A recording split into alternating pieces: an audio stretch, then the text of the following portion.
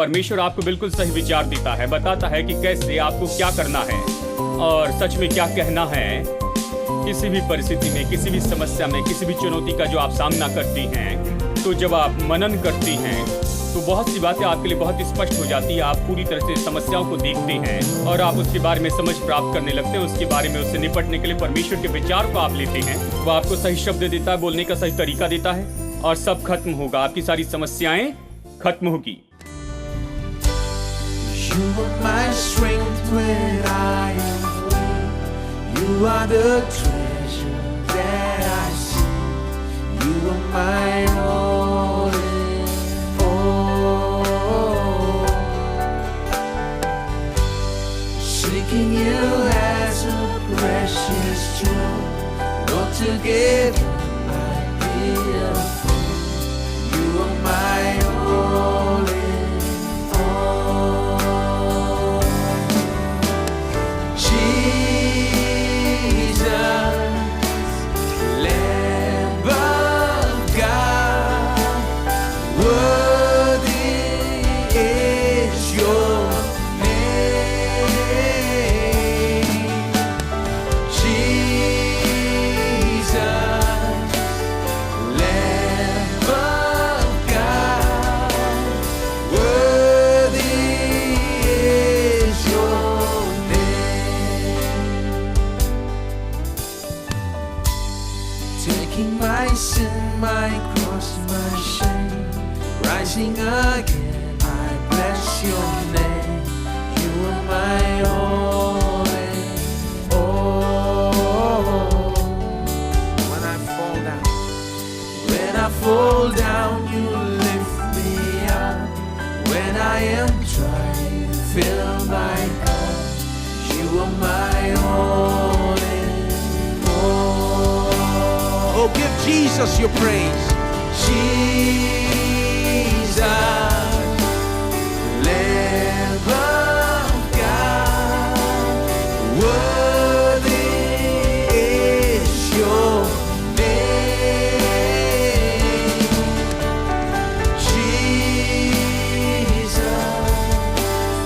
Lamb of God, worthy is. Oh, let us exalt Jesus in this place. Jesus, Lamb of God, worthy is your name. Jesus, Lamb of God, worthy is your name.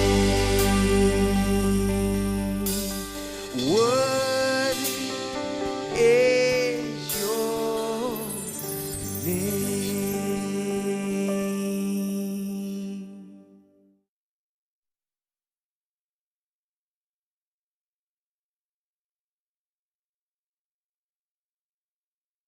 Please मेरे साथ में देखिए प्रकाशित वाक्य अध्याय 1। चलिए वचन 5 का आखिरी भाग पढ़ते हैं और वचन 6 पूरा पढ़ते हैं। वो हमसे प्रेम रखता और उसने अपने लहू के द्वारा हमें पापों से छुड़ाया है और हमें एक राज्य और अपने पिता परमेश्वर के लिए याजक भी बना दिया। उसी की महिमा और पराक्रम युगान युग रहे। आमेन। हाँ, हम एक सीरीज का अध्ययन कर रहे हैं। नाम है हम कौन हैं, हमारे पास क्या है और हम क्या कर सकते हैं। छुटकारा तो सच में बहुत ही अद्भुत है। इसमें केवल पापों की क्षमा से बहुत कुछ बढ़कर है। और जब हम प्रचार करते हैं केवल पापों की क्षमा का और इसे सुसमाचार कहते हैं और हम लोगों से कहते हैं उसने यही किया, इससे बढ़कर कुछ नहीं किया, मैं सोचता हूं हम लोगों को वंचित रखते हैं बहुत सी ऐसी बातों से जिसे उन्हें जानकर आनंद उठाना चाहिए। छुटकारे के द्वारा और यीशु मसीह में और उसके द्वारा। एक बात जो मसीह यीशु के द्वारा हम तक आती है वो ये है, उसने हमें राजा के ओहदे पर वापस लाकर रखा है। हमें शुरू में राजा बनाया गया था। परमेश्वर ने कहा मनुष्य को अपने स्वरूप में बनाए और वह अधिकार रखे। ये राजा है। उसने हमें राज्य करने और अधिकार करने बनाया, लेकिन पाप ने सब बर्बाद किया और मनुष्य राज्य करने के बजाय अब मनुष्य पर राज्य किया गया है और सब उसी पर अधिकार करते हैं। छुटकारा यीशु मसीह के द्वारा, इसका मतलब है कि मनुष्य को अपनी स्थिति में, अपनी परिस्थिति में वापस लाया गया, यानी जिसके पास में पूरा अधिकार है। और इसलिए ये कहता है कि उसने हमें राजा बनाया। और ऐसे बहुत से वचन हैं, जैसे कि इसकी शुरुआत में ही मैंने आपको ये सब बताया, बहुत से वचन के भाग से, कि कैसे इस जीवन में हमें राज्य और अधिकार करते चली जाना है। बाइबल बहुत ही स्पष्ट रीति से राजा होने के विचार के बारे में सिखाती है। हमें अपने राजा होने के प्रकाशन को पाना है। और फिर मैंने यहाँ राजा होने के बहुत से दृष्टिकोण के बारे में आपको बताया। उनमें से एक दृष्टिकोण है राजा का धन। राजा का धन सामान्य मनुष्य के धन से अलग होता है। राजा का धन विरासत से आता है। यह ऐसा नहीं जो कि बड़ी मेहनत और कष्ट से आया है। बाइबल जब हमें राजा कहती है तो यह हमें बताती है कि हमारा धन जो हमारे पास यीशु मसीह के द्वारा आता है, यह भी राजा के धन के जैसे है। ये विरासत का धन है। ये तो ऐसा है जिससे हम यीशु मसीह में और उसके द्वारा विरासत में पाते। बाइबल स्पष्ट कहती है रोमियो अध्याय 8 में कि हम परमेश्वर के वारिस हैं और यीशु मसीह के साथ में संगी वारिस हैं। हम उस असीम धन के वारिस हैं हर तरह से। तो ये ऐसी बातें हैं जिनकी ओर हम कभी ध्यान नहीं देते हैं। और राजा के धन के बारे में जब हम चर्चा कर रहे हैं, मैंने आपको बताया ये कष्ट के बिना धन है। अब ये तो कुछ लोगों के लिए क्रांतिकारी विचारधारा है, क्योंकि इस संसार में हमेशा, इस गिरे हुए संसार में, पतन पाए मनुष्य के मन में इसका संबंध बड़े कष्ट से जुड़ा है। अगर आप संसार के धनी लोगों से पूछे तो हमेशा कहानी बताएंगे कैसे उन्होंने कड़ी मेहनत की और कैसे कोशिश की कि आज यहां तक पहुंच सके। मैं इसे समझता हूं, इस पतन पाए संसार में जिस परिस्थिति में आप हैं, देखिए जीवन इसी के बारे में है। लेकिन बात तो यह है कि हम पतन पाए मनुष्य नहीं हैं, हम आशीष में हैं, हम श्राप में नहीं हैं। कष्ट श्राप के साथ में आया। कष्ट आने के पहले जीवन बिल्कुल अलग था। मैं उस जीवन के बारे में कह रहा हूं जो असल में परमेश्वर ने मनुष्य के लिए चाहा है। कष्ट जो है उत्पत्ति के अध्याय 3 के बाद शुरू होता है। मनुष्य के पाप के बाद वहां श्राप घोषित किया गया। मनुष्य को बताया गया कि उसका जीवन कैसे होगा इस श्राप के परिणाम में जो उसके ऊपर में आया, उसके खुद के पाप के कारण। वहीं पर कष्ट बताया गया है। दुख के साथ तुम रोटी खाओगे, अपने माथे के पसीने से तुम जीवन भर रोटी खाओगे। यह अध्याय 3 में बताया गया पतन के बाद। लेकिन पतन के पहले ऐसे था, परमेश्वर प्रयोजन करता था, मनुष्य बस लेने वाला था।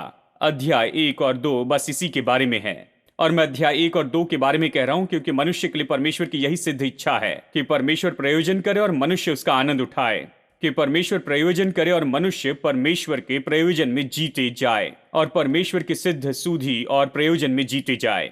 आमेन। इसमें कुछ भी अजीब बात नहीं है। लेकिन यह पतन पाए संसार में बहुत ही अजीब सा लगता है क्योंकि हम कष्ट के आदी हो चुके हैं। हम बड़ी मेहनत और कष्ट के आदी हो चुके हैं और इसे हम अपने मन से निकाल नहीं सकते। इसीलिए मैं आपको मन को नया बनाने के बारे में कह रहा हूं। पौलुस कहता है, इस संसार के सदृश्य न बनो परंतु अपने मन के नए हो जाने से तुम बदलते जाओ कि तुम साबित करो कि परमेश्वर की भली, भावती और सिद्ध इच्छा क्या है। अपने मन को नया बनाओ, तभी तुम इसे साबित कर पाओगे, तभी इसे प्रकट करोगे परमेश्वर की सिद्ध इच्छा के अनुसार अपने जीवन में तुम जीते जाओगे, कहता है। यानी जब तक अपने मन को नया न बनाएं तब तक हम परमेश्वर की सिद्ध इच्छा में नहीं आ सकते हैं। हम परमेश्वर की इच्छा के नीचे ही जीते जाएंगे क्योंकि हमारा मन हमेशा नीचे ही सोचता है, बहुत नीचे का। अब मेरे साथ देखिए, यहां मेरे साथ आप निकालिए यशायाह में। चलिए मैं आपको यशायाह में से पहले दिखाना चाहता हूं और फिर मैं आपको भजन में फिर से लेकर जाकर बताना चाहता हूं मनन के बारे में, क्योंकि मनन अपने मन को नया बनाने का एक तरीका है। और आज मैं आपको बताना चाहता हूं मनन के लाभ क्या हैं, कि कैसे मनन में लाभ होते हैं, मनन के क्या लाभ हैं और कैसे ये लाभ दूसरों के द्वारा देखे जाने चाहिए। परमेश्वर चाहता है कि दूसरे इसे देखें और वो चाहता है कि वचन के द्वारा हम लाभ पाएं, कि लाभ दूसरे लोगों को दिखाई दे परमेश्वर की महिमा के लिए। अब चलिए पहले यशायाह 55 में चलते। मैं आपको दिखाना चाहता हूं कि क्यों मनन के द्वारा हमें मन को नया बनाना है। क्योंकि हमारे विचार और परमेश्वर के विचार तो एक दूसरे से इतने ज्यादा दूर हैं। हमारे विचार यहां नीचे के हैं और परमेश्वर के विचार वहां ऊपर के हैं। देखिए यही तो फर्क है कि हमारे विचार का जो स्तर है और परमेश्वर के विचार का स्तर ये तो बहुत बहुत बड़ा है। और परमेश्वर इसके बारे में कहता है, बताता है कि कैसे दूरी को वो दूर करता है और एक साथ लाता है कि हमारे विचार उसके विचार हो सकते हैं। मसीही जीवन इसी के बारे में है। ये तो हमारी सोच को ऊपर परमेश्वर की सोच के स्तर पर लाना है। तो चलिए यशायाह अध्याय 55 निकालते हैं, वचन 8 से पढ़ते हैं। क्योंकि मेरे विचार तुम्हारे विचार एक समान नहीं हैं, न तुम्हारे मार्ग मेरे मार्ग हैं, प्रभु कहता है। सोच विचार में आकाश और पृथ्वी का अंतर है, वैसे ही मेरी गति तुम्हारी गति से ऊंची है और मेरे विचार तुम्हारे विचारों से ऊंचे हैं। तो परमेश्वर कहता है मेरे विचार तुम्हारे विचार नहीं हैं और तुम्हारे मार्ग तुम मेरे मार्ग नहीं हैं। जैसे आकाश पृथ्वी के ऊपर ऊंचा है, पृथ्वी के ऊपर है, वैसे ही मेरे मार्ग तुम्हारे मार्गों से ऊंचे हैं और मेरे विचार तुम्हारे विचार से ऊंचे हैं। परमेश्वर के विचार कितने ऊंचे हैं? जैसे आकाश पृथ्वी के ऊपर है। इसका मतलब उसके विचार सबसे ऊंचे हैं और आप उसके ऊपर नहीं जा सकते हैं। और हमारे विचार सबसे निचले विचार हैं, हम उससे नीचे नहीं जा सकते, हम उसके नीचे नहीं जा सकते, इसलिए ये शब्द उपयोग किए गए। और वो कहता है कि तुम्हारे विचार और मेरे विचारों में आकाश और पृथ्वी का अंतर है। ये इतने दूर है, तुम यहां नीचे हो और मैं वहां ऊपर हूं। हमारे विचारों का स्तर तो इतना अलग है। अब परमेश्वर इस दूरी को दूर करने के लिए क्या करता है कि एक साथ इसे जोड़े। वचन 10, जिस प्रकार से वर्षा और हिम आकाश से गिरते हैं और वहां यूं ही लौट नहीं जाते, वरन भूमि पर पड़कर उपज उपजाती हैं, जिससे बोने वाले को बीज और खाने वाले को रोटी मिलती है, उसी प्रकार से मेरा वचन भी होगा जो मेरे मुख से निकलता है। वो व्यर्थ ठहर कर मेरे पास न लौटेगा, परंतु जो मेरी इच्छा है उसे वो पूरा करेगा और जिस काम के लिए मैंने उसको भेजा है उसे वो सफल करेगा। परमेश्वर कहता है ठीक है, तुम्हारे विचार इतने निचले हैं, मेरे विचार इतने ऊंचे हैं, लेकिन मैं तुम्हें अपने स्तर पर लेकर आऊंगा। मैं तुम्हें अपने स्तर पर कैसे लाता हूं? मैं नीचे आता हूं और अपने वचन को तुम्हारे स्तर पर लेकर आता हूं। मैं वचन को नीचे लेकर आता हूं ताकि तुम इसे समझ सको, तुम इससे लाभ प्राप्त कर सको। जैसे बारिश नीचे आती है, जैसे ओस यहां पर पृथ्वी पर पड़ती है और उसके परिणाम में पृथ्वी उपज उपजाती है और उत्पन्न करती है और इससे फसल होती है, इसी तरह मैं अपने वचन की बारिश तुम पर करूंगा। मैं अपने वचन को लूंगा जो इस स्तर में बहुत ही ऊंचे ऊपर हैं और उसे तुम पर उंडेलूंगा, तुम्हारे दिल पर उंडेलूंगा कि तुम्हारा दिल उससे पूरी तरह से गीला हो जाए, तुम्हारा दिल उससे भर जाए और ये एक बड़ी फसल को उत्पन्न करे, ऊंचे विचारों के, जो कि मेरे जैसे विचार हो। हेलो प्रभु के पास में अद्भुत विचार है। वो कहता है मैं तुम तक पहुंचता हूं, जबकि तुम वहां पर बहुत ही नीचे और तुम्हारे विचार बहुत ही निचले हैं, तो मैं वहां पर तुम्हें छोड़ूंगा नहीं।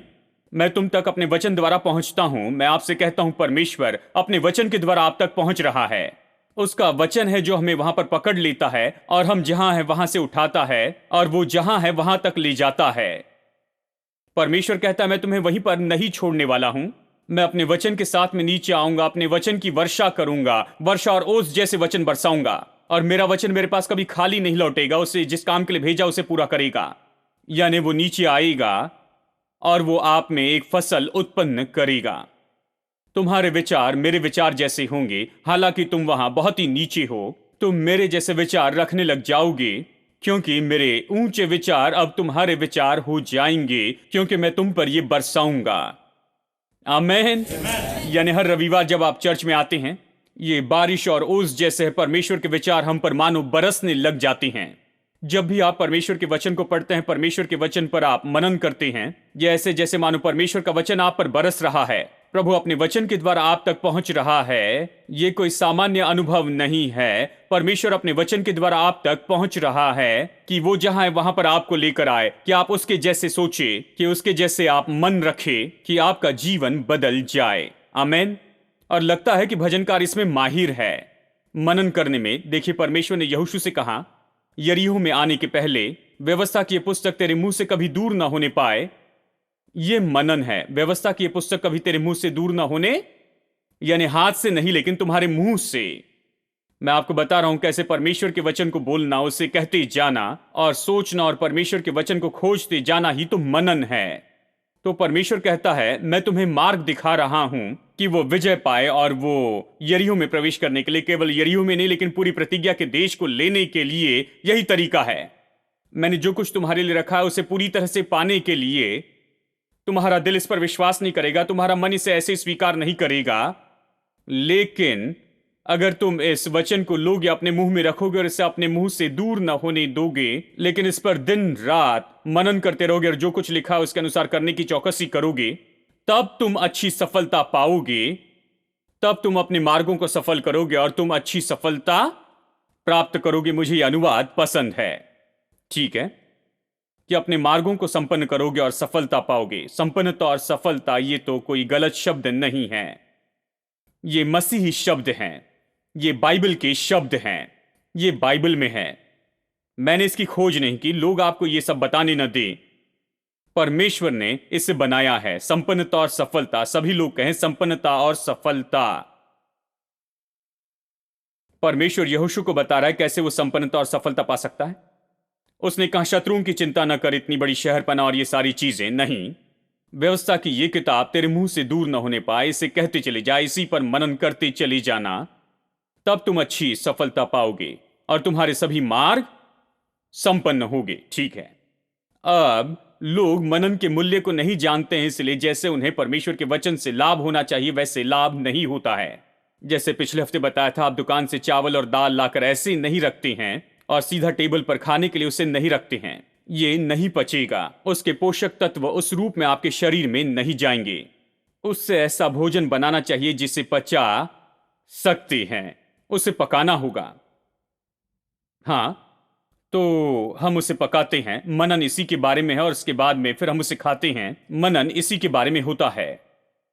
यानी बहुत से लोग तो चर्च में जाते हैं, जैसे मानो दुकान में जाकर चावल और दाल खरीदते हैं, वो आते हैं और देखिए आपके सामने बोरे भर कर चावल और दाल हो सकते, लेकिन फिर भी आप भूखे मर सकते हैं, क्योंकि चावल और दाल का कोई भी पोषक तत्व आपके अंदर में जाने वाला नहीं है जब तक कि आप उसे पका कर न खाएं।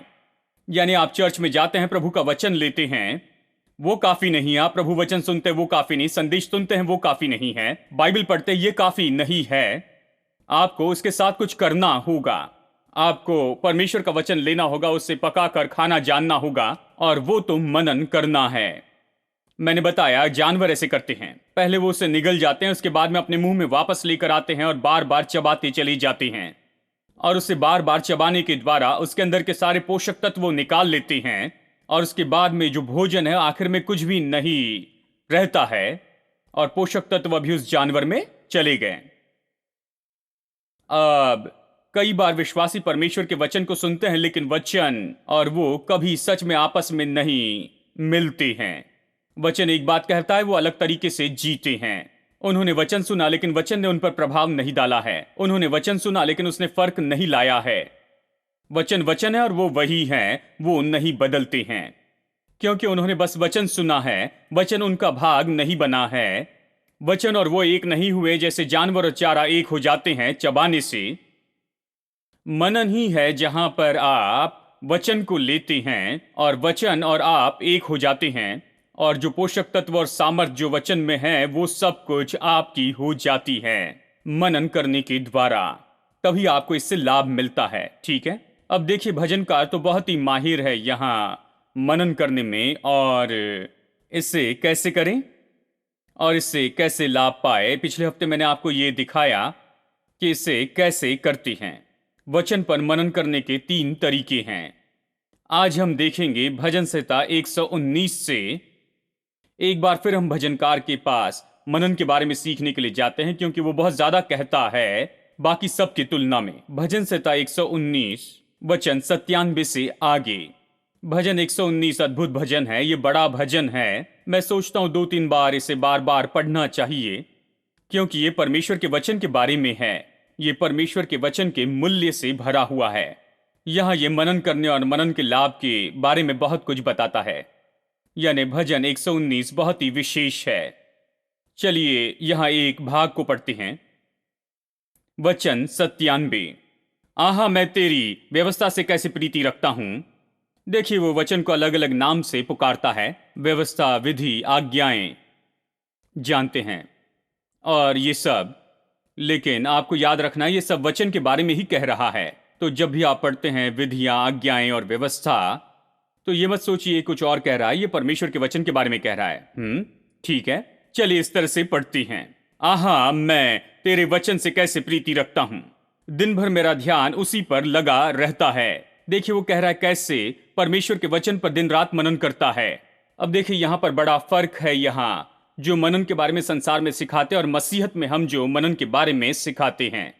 संसार में मनन का मतलब यह है कि आप किसी एक शांत जगह पर जाकर बैठ जाएं और पैर मोड़ दे, आंखें बंद कर दे और एक मुद्रा में बैठ जाए आधे एक घंटे के लिए, फिर मनन पूरा हो जाएगा, आप जा सकती हैं। तो हर दिन मनन करते हैं 10 मिनट, आधा घंटा, 1 घंटा, चाहे जो भी हो। और ये सब ये से करने का संसार का तरीका है। लेकिन बाइबल में मनन ऐसा है जिसे हम पूरा दिन भर कर सकती हैं, क्योंकि आप इससे बुदबुदा सकती हैं, अपने आप में वचन कह सकती हैं। जानते हैं बुदबुदाना क्या है, आप अक्सर इसे करते आए लेकिन गलत तरीके से करते आए हैं। अब सही तरीके से इसे करना है। पत्नी के बारे में बुदबुदाते हैं, नौकरी के बारे में बुदबुदाते हैं और दूसरी बातों के बारे में कहते हैं। यह बुदबुदाना गलत है। अभी आप सही तरीके से बुदबुदाए परमेश्वर की प्रतिज्ञा, परमेश्वर के वचन की भली बातों के साथ, और परमेश्वर के वचन को आप दूसरों को बताते जाए। यह भी एक मनन है। मैंने आपको बताया परमेश्वर के वचन को गाना यह एक मनन है। बाइबल इसे मनन कहती है। मैंने आपको दिखाया कैसे भजनकार कहता है, रात के समय मैं अपने गीतों को याद करता हूं और मैं मनन करता हूं उन गीतों को गाते हुए।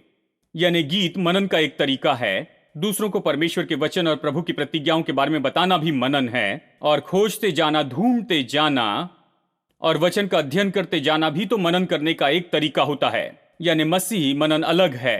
ये एक जगह बैठकर अपनी आंखें बंद करना नहीं है कि कुछ मिनट आंखें बंद करें और इसे मनन कहें। यह हमेशा चलते रहता है। यह दिन भर चल सकता है। दिन रात आप अपने बिस्तर पर पड़े मनन कर सकती हैं। मैंने आपको यही बताया है, ठीक है। मैंने बिस्तर की कीमत आपको बताई। ये केवल सोने के लिए नहीं है, ये मनन के लिए भी है, ठीक है। आहा, मैं तेरे वचन से कैसे प्रीति रखता हूं, दिन भर मेरा ध्यान उसी पर लगा रहता है। तू अपनी आज्ञाओं के द्वारा मुझे अपने शत्रुओं से अधिक बुद्धिमान करता है, क्योंकि वे सदा मेरे मन में रहती हैं। अब वो यहां पर एक एक करके लाभ के बारे में कह रहा है। मनन करने के लाभ बताता है। वो कहता है दिन भर मैं उसी पर मनन करता हूं, प्रभु के वचन पर दिन रात मनन करता हूं। और फिर वो कहता है एक बात जो मनन ने उसके लिए किया है, और उसने उससे उसके शत्रुओं से बुद्धिमान बना दिया है। मैं कई बार शिकायत सुनता हूं कि कैसे शत्रु होते हैं, काम पर शत्रु हो जाते हैं। वो कहते हैं मेरे ऊपर जो बॉस हैं या मेरे ऊपर जो अफसर है, मेरी गर्दन में मानो दर्द है, पता नहीं उनके साथ क्या करूं। मैं बहुत परेशान रहता हूं। और मेरी बगल में बैठने वाला व्यक्ति भी समस्या है, जो मेरे नीचे काम करते हैं वो भी समस्या है। जानते हैं, यानी लोगों के शत्रु है, अपने घर में, दफ्तर में, हर जगह पर, सड़क पर, हर जगह शत्रु हैं। संसार शत्रुओं से भरा है। संसार मुश्किल जगह है। वो आपको शांति से रहने देना नहीं चाहते हैं। वो मुसीबतें खड़ी करते हैं। जानते हैं, वो आपके विरुद्ध में आते हैं। उनके पास जो कुछ भी ये सब लेकर आती हैं, ये कई बार ऐसे ही दिखाई देता है। ऐसे लगता है कि ये शत्रुओं से भरा है और सब आपको नीचे खींचना चाहते हैं और बस नीचे गिराना चाहते हैं। लेकिन भजनकार कहता है मनन करने ने इसमें मेरी मदद की है। शत्रुओं पर विजय पाने का तरीका तो अपने शारीरिक बल से विजय पाना नहीं है। ये तो शारीरिक तरीके से विजय पाना नहीं है। हम उनके साथ लड़ते हैं, बहस करते हैं। अगर उन्होंने एक काम किया तो हम 2 करते हैं, जानते हैं, बदले में। और ये सब हम सोचते ये काम करेगा, ये काम नहीं करता, ये हम पर वापस आता है, बहुगुणित होकर आता है। और ये परमेश्वर का सिद्धांत है कि 2 तो तुम्हें भी दिया जाएगा। अच्छा नाप दबा दबा कर, हिला हिला कर, उमड़ता हुआ, ठीक है। तो ये अच्छे से काम नहीं करता है। देखिए, निपटने का तरीका है, सताव से निपटने का तरीका है। इस संसार में समस्या है, इस संसार में शत्रु हैं। और देखिए, इस संसार में बहुत से शत्रु हैं और मेरी ऐसी बहुत सी समस्याएं हैं। इससे निपटने का तरीका यह है, परमेश्वर कहता है तुम परमेश्वर के वचन पर मनन करो। क्या यह अजीब नहीं? परमेश्वर का वचन। देखिए, परमेश्वर का तरीका सबसे आसान है। अगर मुश्किल तरीके से करना है तो जाकर आप सड़क पर लड़ सकते हैं, वो अलग है, आप वैसा कर सकते हैं। लेकिन परमेश्वर का तरीका सबसे आसान है। तो फिर ये सब कुछ क्यों करे? उसके बारे में इतना तनाव में क्यों आए? क्यों इतना रोते रहे और कुड़कुड़ाए? परमेश्वर के वचन पर मनन कीजिए। आप प्रभु वचन पर मनन कीजिए और आपके शत्रु अपनी सामर्थ खो बैठेंगे। वो शून्य हो जाएंगे, वो आपके सामने से गायब हो जाएंगे। आपको उन्हें ढूंढना पड़ेगा। आप नहीं जानेंगे कि वो कहां पर हैं, क्योंकि परमेश्वर आपको बुद्धि देगा। देखिए, ये बुद्धि है जो आपको सबके ऊपर में रखती है। बुद्धि ही वो बात है जो आपको अपने शत्रुओं के ऊपर में सफलता देती है। परमेश्वर आपको बिल्कुल सही विचार देता है, बताता है कि कैसे आपको क्या करना है और सच में क्या कहना है। किसी भी परिस्थिति में, किसी भी समस्या में, किसी भी चुनौती का जो आप सामना करती हैं, तो जब आप मनन करती हैं तो बहुत सी बातें आपके लिए बहुत स्पष्ट हो जाती है। आप पूरी तरह से समस्याओं को देखते हैं और आप उसके बारे में समझ प्राप्त करने लगते हैं। उसके बारे में, उससे निपटने के लिए परमेश्वर के विचार को आप लेते हैं। वो आपको सही शब्द देता है, बोलने का सही तरीका देता है और सब खत्म होगा। आपकी सारी समस्याएं खत्म होगी। तो वो कहता है, मनन करने ने मुझे मेरे शत्रुओं से बुद्धिमान बनाया। ये एक महान लाभ है। मैं सोचता हूं ये सबसे अद्भुत लाभ है। Jesus the Son is exalted, Maker of everything. Come now and bow down before Him. Lift your hands in praise, raise your voice to sing.